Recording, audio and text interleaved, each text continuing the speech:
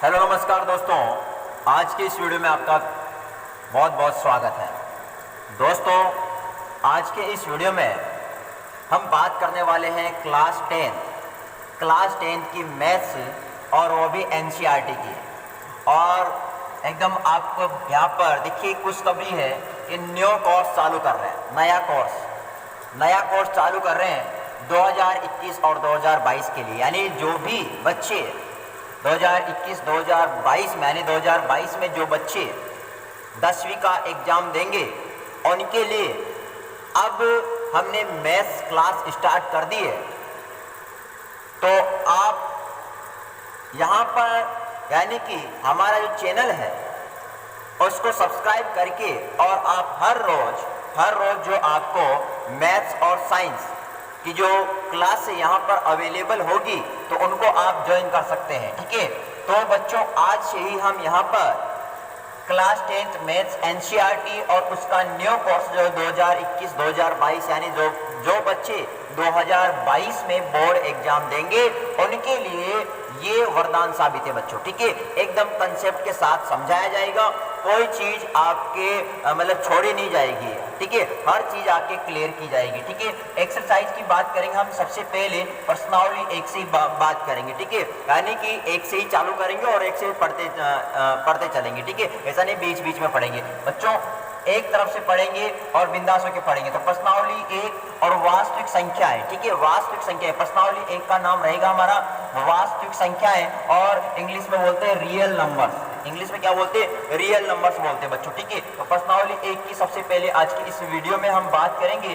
तो आप बच्चों अगर चैनल को आपने सब्सक्राइब नहीं कर रखा है तो आप सब्सक्राइब कर लें ताकि आपको जैसे ही वीडियो डले तो आपको नोटिफिकेशन तुरंत चला जाए। ठीक है, तो प्रश्नावली एक वास्तविक संख्याओं का सबसे पहले आज के इस वीडियो में हम इसकी बेसिक जानकारी के बारे में बात करेंगे। ठीक है, यानी जो भी चीजें इसमें हमें बेसिक रूप से जो कि महत्वपूर्ण है, जो कि समझना बहुत ही जरूरी है ताकि हमें प्रश्नावली में आगे किसी भी प्रकार की कोई दिक्कत का सामना नहीं करना पड़े, वो सारी चीज हम यहाँ पर क्लियर करेंगे पहले। ठीक है, तो चलते हैं और सबसे पहले हम यहाँ पर समझेंगे बच्चों, हम यहाँ पर समझेंगे क्योंकि प्रश्नावली का नाम क्या है? वास्तविक संख्या है, रियल नंबर्स। ठीक है, तो सबसे पहले हम यहाँ पर जो कौन सी संख्याएं होती है ना, वास्तविक संख्या तो हम पढ़ेंगे सही, लेकिन इसके अलावा भी हम यहाँ पर संख्याओं की जानकारी लेने वाली है कि कौन सी संख्याएं होती हैं और हम कैसे उनको पहचान सकते हैं। ठीक है, तो हम डिस्कशन करेंगे कि संख्याएं कौन सी होती हैं और वो उनकी हम पहचान कैसे करेंगे और फिर वास्तविक संख्या भी हम समझने वाले हैं। ठीक है, तो बच्चों सबसे पहले हम यहाँ पर बात करेंगे कि सम संख्या क्या होती है। ठीक है, सम संख्या किसे कहते हैं? जिसको इंग्लिश में बोलते हैं इवन नंबर। क्या बोलते हैं? इवन नंबर बोलते हैं। ठीक है, सम संख्या क्या होती है, इवन नंबर क्या होता है? तो बच्चों ध्यान दीजिएगा, वह संख्या जो 2 से विभाजित होती है, यानी ऐसी संख्याएं, ध्यान सुना बच्चों, ऐसी संख्याएं जो 2 से विभाजित होती है। 2 से विभाजित होने का मतलब क्या होता है? यानी 2 का भाग जाता है बच्चों, 2 का भाग जाता है। यानी ऐसी संख्याएं जिसमें बच्चों 2 का भाग जाता है तो उसे हम कहेंगे बच्चों सम संख्या। तो उसे हम क्या कहेंगे? सम संख्या। यानी जितनी भी ऐसी जितने पूरे देश की, पूरी दुनिया की ऐसी संख्या जिसमें सब में 2 का भाग चला जाए बच्चों, तो उसे हम सम संख्या कहेंगे। उसे क्या कहेंगे? सम संख्या। जैसे यहाँ पर दे रखा है बच्चों 2, 4, 6, 8, 10, तो उसे क्या कहेंगे बच्चों? इसे हम कहेंगे सम संख्या। इसे बच्चों ध्यान दीजिएगा, 2 है हमारे पास। ठीक है, अब 2 सभी को पता है 2 का 2 में भाग देते हैं, तो यानी कि 2 एकम 2, 2 एकम 2 बच गया 0। तो बच्चों 2 में 2 का भाग चला गया। इसी प्रकार 4, इसमें भी 2 का भाग देंगे बच्चों, तो 2 दूना 4, 2 दूना 4 बच्चों, 2 दूना 4 बच गया 0 नीचे। ठीक है, इसी प्रकार 6, 2 का भाग देंगे, 2 तिया 6, 2 तिया 6 बच्चों, तो यानी 0 बच गया। इसका मतलब ऐसी पूरे देश, पूरी दुनिया, पूरे मतलब कहाँ पर भी, पहाड़ की, कहीं भी रेगिस्तान की, कहीं पर भी तुम्हें संख्या दिख जाए कि बच्चों इसमें 2 का भाग जा रहा है, उसमें 2 का भाग जा रहा है, तो वो क्या कहलाएगी बच्चों? सम संख्या कहलाएगी। क्या कहलाएगी? सम संख्या कहलाएगी। समझ में आ रही बात? यानी ऐसी संख्या है जिसमें 2 का भाग जाता है, पूरी बार जाता है, तो उसे हम कहेंगे सम संख्या। क्या कहेंगे बच्चों? सम संख्या कहेंगे। बात समझ में आया कि नहीं आया? ओके, अब हम बात कर लेते हैं बच्चों विषम संख्या। यहाँ पर है विषम संख्या, ओड नंबर बोलते हैं, इंग्लिश में क्या बोलते हैं, ओड नंबर कहते हैं, ठीक है। विषम संख्या यानी ओड नंबर, क्या किसे कहते हैं बच्चों, तो देखिएगा वह संख्या जो दो से विभाजित नहीं होती है, यानी ऐसी संख्या है जो दो से विभाजित नहीं होती है, यानी जिनमें दो का भाग नहीं जाता है, क्या कहलाएगी बच्चों, विषम संख्या। यानी जिसमें दो का भाग जाता है वो सम होगी, और जिसमें दो का भाग नहीं जाता वो क्या होगी बच्चों, विषम होगी, ठीक है, विषम होगी। बात समझ में आ रहा है नहीं आ रहा, वह संख्या जो दो से विभाजित नहीं होती उसे विषम संख्या कहते हैं। जैसे 1, 3, 5, 7, 9, 11, 13 इस प्रकार से आगे भी बढ़ती चली जाएगी, ठीक है। यानी ऐसी संख्याएं जिसमें दो का भाग नहीं जाता है पूरी बार, तो उसे विषम संख्या कहते हैं बच्चों, ध्यान देना। जैसे अब यहाँ पर 5 लेते हैं बच्चों, दो का भाग 2, 2 दूनी 4, 2 दूनी 4, ठीक है, 2 दूनी 4, एक बच गया, तो दो का भाग इसमें पूरी बार नहीं जा रहा है, एक शेषफल बच रहा है बच्चों, ठीक है, बात समझ में आया।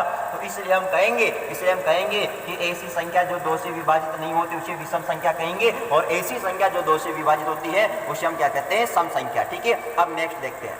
अब तीसरी संख्या है हमारे पास बच्चों, वेरी इंपॉर्टेंट है और ध्यान समझना, वो है प्राकृतिक संख्या। क्या है, यानी प्राकृतिक संख्या या प्राकृत संख्या, नेचुरल नंबर, है ना, नेचुरल नंबर, इंग्लिश में बोलते हैं नेचुरल नंबर बच्चों, ठीक है, और हिंदी में क्या बोलते हैं, प्राकृत संख्या, ठीक है बच्चों। ध्यान समझिएगा क्या बोल रहा है इसमें कि एक से लेकर यानी एक, जानते हो ना, एक फिर दो फिर, मतलब समझिए, तो एक से लेकर अनंत, ठीक है, अनंत तक की सभी धनात्मक संख्याएं, यानी एक से लेकर अनंत तक की जितनी भी धनात्मक संख्याएं, धनात्मक बोले तो प्लस वाली बच्चों, ठीक है, तो एक से लेकर अनंत तक की सभी धनात्मक जो संख्याएं होगी, सभी धनात्मक क्यों आया, धनात्मक मतलब प्लस वाली धनात्मक संख्याएं क्या कहलाएगी बच्चों, प्राकृत संख्या कहलाती है। यानी कि हम कह सकते हैं जो प्राकृत संख्याएं होती है वो एक से शुरू होती है, कहां शुरू होती है, एक से, और अनंत तक जाती है, जैसे कि 1, 2, 3, 4, 5, 6, 7, 8, 9, 10 इस प्रकार चलती रहेगी। बच्चों मैं तुमसे कहूं क्या 101 प्राकृत संख्या है, आप कहेंगे बिल्कुल सर बिल्कुल, क्यों है, क्योंकि एक तो धनात्मक है और धनात्मक प्राकृतिक संख्या है, ठीक है जी, और ओके जी। तो हम कहेंगे कि एक से लेकर अनंत तक की सभी धनात्मक संख्याएं क्या कहलाएगी, प्राकृत संख्या कहलाती है बच्चों। अब नंबर 4 पे बच्चों पूर्ण संख्या, क्या है, पूर्ण संख्या। नंबर 4 पे क्या है बच्चों, नंबर 4 पे पूर्ण संख्या किसे कहते हैं, इंग्लिश में बोलते हैं होल नंबर, क्या बोलते हैं बच्चों, होल नंबर, ठीक है, पूर्ण संख्या या होल नंबर। बच्चों ध्यान सुनना, जीरो से लेकर देखो ध्यान सुनना बच्चों, जो प्राकृत संख्याएं थी ना वो एक से शुरू हो रही थी, कहां से शुरू हो रही थी, एक से, लेकिन जो पूर्ण संख्या है वो 0 से शुरू होती है, यानी इसमें पूर्ण संख्या में बच्चों 0 भी शामिल होता है, क्या शामिल होता है, 0, और कोई अंतर नहीं, केवल पूर्ण संख्या और प्राकृत संख्या में इतना सा अंतर है कि जो प्राकृत संख्या थी वो 1 से शुरू होती है, जबकि पूर्ण संख्या में 0 भी शामिल हो जाता है, ठीक है। तो 0 से लेकर अनंत तक की सभी धनात्मक संख्याएं जो होगी वो क्या कहलाएगी बच्चों, पूर्ण संख्या कहलाती है, क्या कहलाती है, पूर्ण संख्या। यानी 0 से लेकर अनंत तक की जितने भी धनात्मक संख्या होगी, जितने भी प्लस वाले नंबर होंगे वो सब क्या कहलाएंगे, पूर्ण संख्या कहलाएगी बच्चों, ठीक है। जैसे कि 0, 1, 2, 3, 4, 5 इस प्रकार से अनंत तक जाएगा बच्चों, ठीक है, बात समझ में आएगी नहीं है, अनंत तक चला जाएगा, ठीक है। अब आता है नंबर 5 में बच्चों, नंबर 5 में जो संख्या है वो है पूर्णांक संख्या, है ना, इंटीगर नंबर्स, ठीक है, यानी पूर्णांक संख्या बोले तो इंटीगर नंबर बोलते हैं इंग्लिश में, ठीक है। अब अच्छा ध्यान सुनना, इसमें बोला गया है कि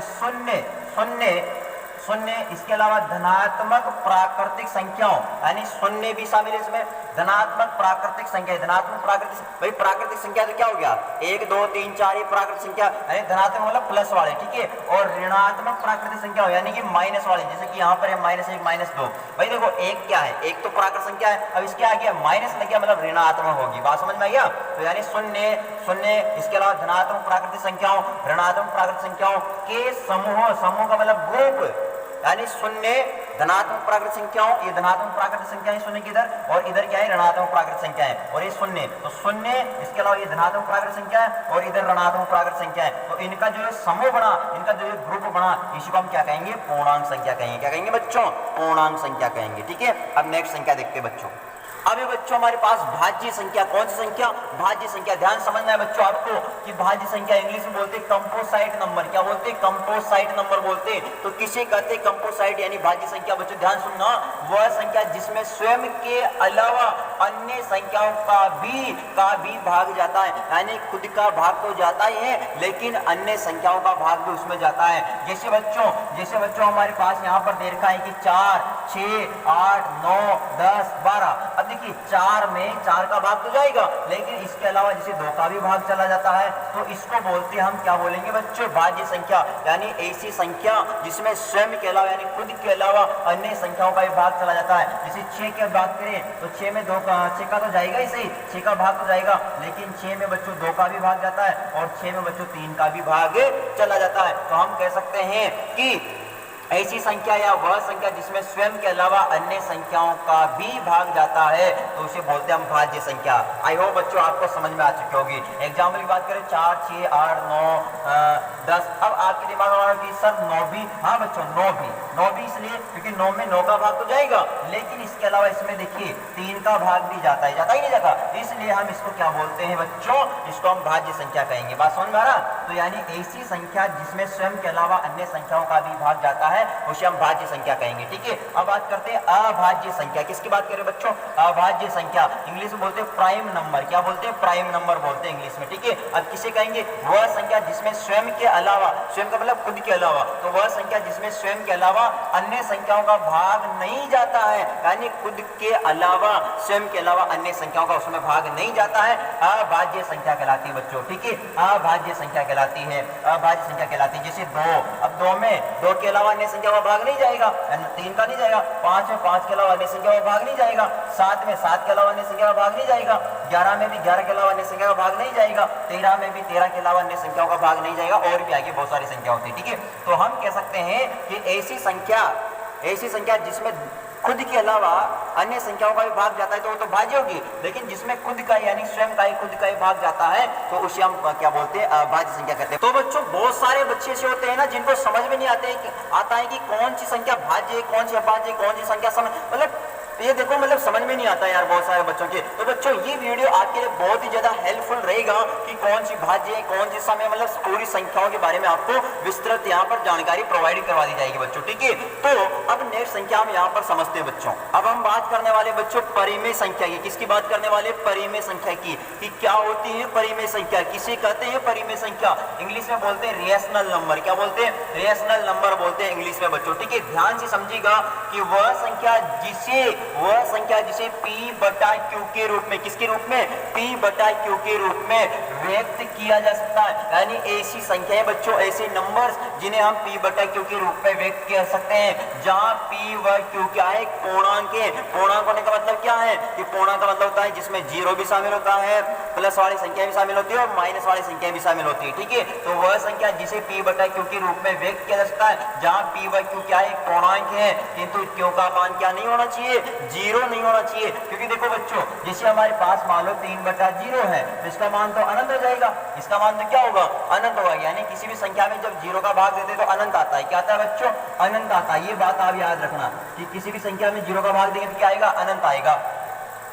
तो हम यहाँ पर कह रहे हैं कि P और Q क्या है? पूर्णांक है। यानी P का मान जैसे मान लो 3, अब 3 एक पूर्णांक है, आप सभी को पता है, अभी पढ़ी था अपने पूर्णांक संख्या। ठीक है, तो 3 जो है एक पूर्णांक संख्या है कि नहीं है? क्योंकि धनात्मक प्राकृत संख्या। ठीक है, धनात्मक प्राकृत संख्या।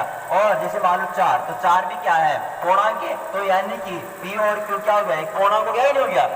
आइए Q का मान क्या नहीं होना चाहिए? 0 नहीं होना चाहिए। जो कि हमने समझा कि Q का मान अगर 0 हो जाएगा, नीचे वाली संख्या अगर 0 कर दी तो फिर तो भाई क्या बन जाएगा? अनंत बन जाएगा। ठीक है, तो अब यहाँ पर उदाहरण समझे, तो जैसे 3 बटा 4 हो गया, माइनस 5 बटा 6। अब माइनस क्यों आया? माइनस 5 जो आया, तो -5 भी तो बताओ। यहाँ पर अगर इसको ऊपर वाली संख्या को अपन P माने और नीचे वाली संख्या को Q माने, तो P और Q हमने कहा पूर्णांक है, तो P का मान यहाँ पर -5 है, P का मान -5 है, समझ गए? तो बताओ -5 एक पूर्णांक है कि नहीं है? आप कहीं सर है, कैसे है बच्चों? हमने कहा था कि ऋणात्मक प्राकृत संख्या है, ऋणात्मक प्राकृत संख्याएं जो है वो भी पूर्णांक संख्या कहलाती है। ठीक है, तो हम यहाँ पर ये कह रहे हैं बच्चों कि वह संख्या जिसे P बटा Q के रूप में व्यक्त किया जा सकता है, जहाँ P व Q क्या है? एक पूर्णांक है, किंतु Q का मान क्या नहीं होना चाहिए? 0 नहीं होना चाहिए। तो आयो बच्चों आपके दिमाग में सेट हुई होगी बात। ठीक है, अब बात करते हैं हम अपरिमेय संख्या की। किसकी बात करते हैं? अपरिमेय, इरेशनल नंबर। क्या बोलते हैं इंग्लिश में? इरेशनल नंबर बोलते हैं बच्चों। ठीक है जी, तो अब किसे कहते हैं? वह संख्या जिसे P बटा Q के रूप में व्यक्त नहीं किया जा सकता है, P बटा Q के रूप में नहीं लिखा जा सकता है। ठीक है, जहां P व Q क्या है? पूर्णांक तथा Q नॉट इक्वल टू क्या है? 0 है बच्चों। ठीक है, तो यानी ऐसी संख्या जिसे P बटा Q के रूप में हम नहीं लिख सकते हैं और P और Q एक पूर्णांक होते हैं और Q का मान 0 नहीं होना चाहिए। तो जैसे कि बच्चों याद रखना, √3 हो गया, √5 हो गया, पाई हो गया बच्चों, पाई समझते हो ना, 3.14 इसका मान होता है, ठीक है। तो ये क्यों नहीं होते, इसका आगे हम रीजन समझेंगे। लेकिन अभी आप याद रखें कि अपरिमेय संख्या यानी इरेशनल नंबर किसे कहेंगे, वह संख्या जिसे P बटा Q के रूप में व्यक्त नहीं किया जा सकता है, वह क्या कहलाएगी बच्चों, अपरिमेय संख्या कहलाती है। बात समझिए, अपरिमेय संख्या कहलाती है, यानी जिस संख्या को P बटा Q के रूप में व्यक्त किया जा सके वो क्या कहलाएगी, वो बच्चों परिमेय कहलाती है। और जिसको P बटा Q के रूप में व्यक्त नहीं किया जा सकता है, उसे क्या कहेंगे अपन, अपरिमेय संख्या कहते हैं, ठीक है। जैसे कि √3, √5, पाई, ठीक है। अब वास्तविक संख्या देखो, अगली जो संख्या है हमारे चैप्टर का नाम ही क्या है, वास्तविक संख्या है, ठीक है, रियल नंबर। चैप्टर का नाम क्या है बच्चों, वास्तविक संख्या यानी रियल नंबर। इसी के बारे में तो हम पढ़ेंगे इस अध्याय में। तो यानी रियल नंबर, रियल मतलब समझ रहे हो बच्चों, रियल है ना, यानी कि रियल का मतलब समझते हो ना, रियल है वास्तविक, वास्तव में, ठीक है। तो यानी कि किसे कहते हैं वास्तविक संख्या है, तो परिमेय, ध्यान सुनना, परिमेय संख्या वह अपरिमेय संख्याओं के समूह का मतलब दोनों को ही, यानी परिमेय और अपरिमेय दोनों संख्याओं का जो समूह है, यानी जितनी भी परिमेय संख्याएं होगी वो सब क्या होगी, वास्तविक संख्या होगी। इसी प्रकार जितनी भी अपरिमेय संख्याएं होगी वो भी क्या होगी, वास्तविक संख्या होगी। बात समझ में आई, समझिए बात को, समझ गए होंगे बच्चों। परिमेय संख्या और जितनी भी परिमेय संख्या होगी और जितनी भी अपरिमेय संख्या होगी वो सब क्या कहलाएगी, वो सब वास्तविक संख्याएं कहलाएगी। तो हम यहाँ पर एक बात लिख दूं, मैं यहाँ पर एक बात लिख देता हूँ बच्चों, मैं यहाँ पर लिख देता हूँ बच्चों कि परिमेय संख्या प्लस अपरिमेय संख्या इनका जो समूह है, इसको बोलते हैं अपन वास्तविक संख्या। क्या कहेंगे, वास्तविक संख्या कहेंगे, वास्तविक संख्या। आई होप ये बात आपको खोपड़े में बैठ गई होगी कि जितनी भी परिमेय संख्या और जितनी भी अपरिमेय संख्या उनका जो समूह बनेगा उसको अपन क्या बोलते हैं, वास्तविक संख्या कहते हैं बच्चों, ठीक है। तो ये परिमेय और ये अपरिमेय दोनों मिलकर क्या बनाती है, वास्तविक संख्या बनाती है बच्चों, ठीक है। तो इस चैप्टर में बच्चों हम वास्तविक संख्याओं के बारे में पढ़ने वाले बच्चों, ठीक है। तो अगर ये जो हमने यहाँ पर जो संख्याएं बताई है बच्चों, आई होप आप, आशा करता हूँ कि आपको अच्छी तरह से समझ में आ चुकी होगी। कल से हम बच्चों इसका और थोड़ा बहुत जो बेसिक है उसके बारे में बात करेंगे कि क्या हम इसमें पढ़ने वाले हैं अंदर वास्तविक संख्याओं में, ठीक है। और फिर हम प्रश्नावली को स्टार्ट कर देंगे, ठीक है। तो बच्चों अगर ये वीडियो आपको अच्छा लगा है तो इसको लाइक, कमेंट, शेयर और सब्सक्राइब करना ना भूलें, ताकि आने वाली हर वीडियो का नोटिफिकेशन आपको सबसे पहले प्राप्त हो सके। Thank you, all the best, मिलते हैं नेक्स्ट वीडियो में।